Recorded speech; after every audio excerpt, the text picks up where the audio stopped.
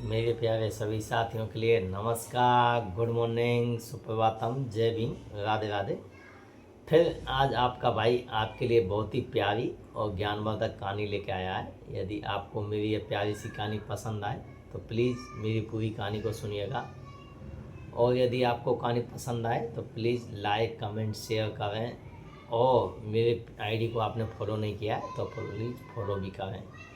एक गांव में एक किसान रहता था। उस किसान के पास बहुत सारा ज़मीन थी, खेत था और बहुत पैसे वाला था। उस किसान बेचारा दिन रात मेहनत करता और खेतों से जो भी उपज आती उसको वो बाज़ार में जाके बेच देता। उस किसान का जीवन बहुत खुशी से चल रहा था और वो किसान बहुत पैसे वाला था। अचानक से उस किसान की शादी हो गई और धीरे धीरे उसके घर में एक के बाद एक 4 बेटों का जन्म हुआ। उसने किसान ने अपने बच्चों का बहुत अच्छे ठीक ढंग से लालन पालन किया, अच्छा खाता पिलाता, उनकी अच्छी परवरिश की, अच्छा पहनने ओढ़ने को देता। और धीरे धीरे उसके बच्चे बड़े होने लगे। लेकिन उस किसान ने देखा कि उसके बच्चे बहुत ज़्यादा आलसी हैं। वो अपना टाइम से कुछ काम भी नहीं करते, दिन रात खाते पीते और वो आराम से सोते थे। किसान बेचारा अकेला दिन रात खेतों में हल चलाता, पानी देता, लेकिन उसके चारों बेटे बिल्कुल भी मेहनत नहीं करते थे, ना अपने पिताजी का वो खेती में साथ देते थे। उसका पिताजी इसी टेंशन में रहते थे कि मेरी अब धीरे धीरे उम्र भी ज़्यादा होती जा रही है, पहला जैसा मुझ पर काम भी नहीं होता है, अब मेरे बच्चे जवान हो गए हैं लेकिन मेरा बिल्कुल भी मदद नहीं करते हैं, तो इनका भविष्य किस तरह से चलेगा। और उसके पापा को यही टेंशन रहती थी। अब किसान बीमार पड़ने लगा, तब किसान को यह चिंता बहुत ज़्यादा सताने लगी कि पता नहीं मैं ठीक हो पाऊँगा कि नहीं हो पाऊँगा, और मेरी मरने के बाद मेरी वाइफ को और मेरी खेती का कौन ध्यान रखेगा, क्योंकि ये तो बहुत आलसी हैं और ये तो बिल्कुल मेहनत नहीं करते हैं। तब किसान एक दिन बीमारी की हालत में बेड पर पड़ा हुआ था और सोच रहा था कि मेरे बच्चों को सुधारने के लिए क्या किया जाए।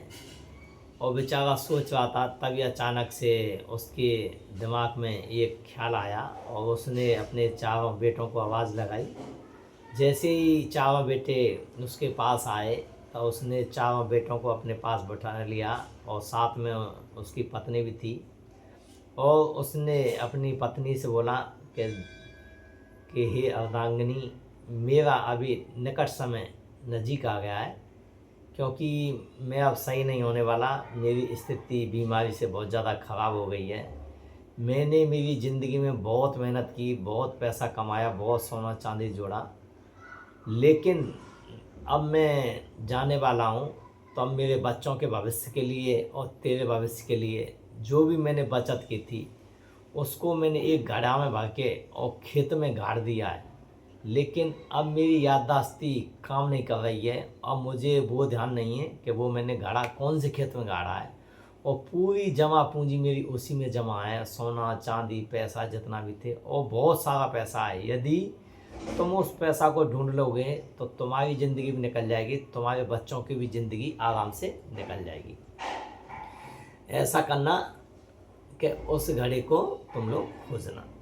तो जैसे ही बच्चों ने, चारों बेटों ने अपने पिताजी के मुंह से यह बात सुनी और वो मन ही मन बहुत खुश होने लगे। अचानक से बोलते बोलते उस किसान की सांसें थम गईं और किसान मृत्यु लोक को प्राप्त हो गया। चारों बच्चों ने, उसकी पत्नी ने अपने पति का दाह संस्कार किया। दाह संस्कार के कुछ दिन बाद उस किसान की पत्नी ने अपने बेटों से बोला कि हे बच्चों, तुम्हारे पिताजी तुमको मरने से पहले एक बात भूल के गए थे, तुमको याद है? तब उसके बच्चे बहुत खुशी से बोलने लगे, हाँ माँ, हमको याद है, क्योंकि अब घर में पैसे ख़त्म हो गए, खाने के भी लाले पड़े हुए हैं। ऐसा करो, आप उस खजाने को ढूंढिए और उस खजाने से अपना खर्चा पानी चलाएंगे, तुम लोगों की शादी भी करनी है।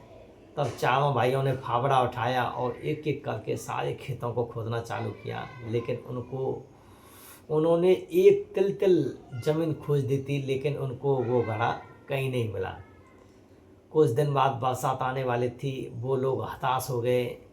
तब उसकी मम्मी ने बोला कि बेटा, जब तुम लोगों ने खेत को गोड़ दिया है, जोत दिया है, खोद दिया है, तुम ऐसा करो, उसमें ले जाके बाज़ार से मैं तुम्हें कुछ पैसे, मेरा जो गहना मैंने पहना हुआ उसको देती हूँ, उसको बेच के और धान का बीज ले आइए। अभी कुछ दिन बाद बरसात पड़ेगी और उसमें तुमने गोड़ दिया खेत को, उसमें धान फेंक दीजिए। तो उसका बड़ा बेटा बाजार गया, उसकी माँ ने अपने हाथ से एक कंगन निकाल के दिया, उस कंगन को बेच के वो कुछ खाने पीने की चीज़ें लेके आया, घर के काम की, और कुछ वो बीज लेके आया। जैसे ही वो शाम को घर पहुंचा, बरसात पड़ चुकी थी। उस किसान के बेटे ने अपनी मम्मी के साथ जाके उस बीज को सब खेतों में फेंक दिया था। कुछ दिन बाद उस खेत में बहुत अच्छी फसल लहराने लगी।